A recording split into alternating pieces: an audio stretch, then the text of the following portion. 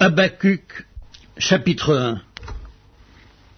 Oracle révélé à Habacuc le prophète. Jusque à quand, ô Éternel? J'ai crié et tu n'écoutes pas, j'ai crié vers toi à la violence et tu ne secours pas. Pourquoi me fais-tu voir l'iniquité et contemples-tu l'injustice?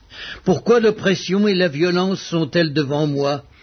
Il y a des querelles et la discorde s'élève, aussi la loi n'a point de vie, la justice n'a point de force, car le méchant triomphe du juste et l'on rend des jugements iniques.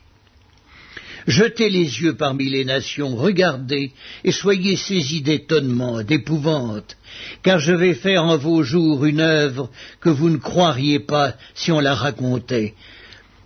Voici, je vais susciter les Chaldéens, peuple furibond et impétueux qui traverse de vastes étendues de pays pour s'emparer de demeures qui ne sont pas à lui.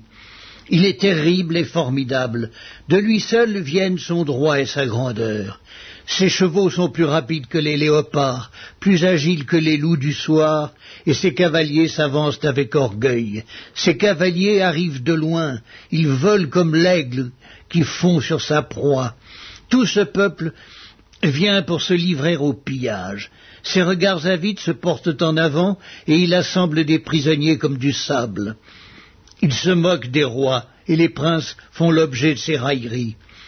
Il se rit de toutes les forteresses, il amoncelle de la terre, et il les prend. Alors son ardeur redouble, il poursuit sa marche, et il se rend coupable. Sa force à lui, voilà son Dieu. N'es-tu pas de toute éternité, éternel, mon Dieu, mon Saint?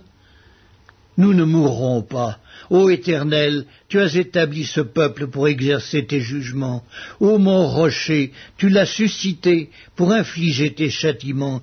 Tes yeux sont trop purs pour voir le mal, et tu ne peux pas regarder l'iniquité. Pourquoi regarderais-tu les perfides et te tairais-tu? Quand le méchant dévore celui qui est plus juste que lui? Traiteras-tu l'homme comme les poissons de la mer, comme le reptile qui n'a point de maître? Il les a fait tous monter avec l'hameçon et les attire dans son filet. Il les assemble dans ses raies. Aussi est-il dans la joie et dans l'allégresse. C'est pourquoi il sacrifie à son filet. Il offre de l'encens à ses raies, car par eux sa portion est grasse et sa nourriture succulente. Videra-t-il pour cela son filet, et toujours égorgera-t-il sans pitié les nations?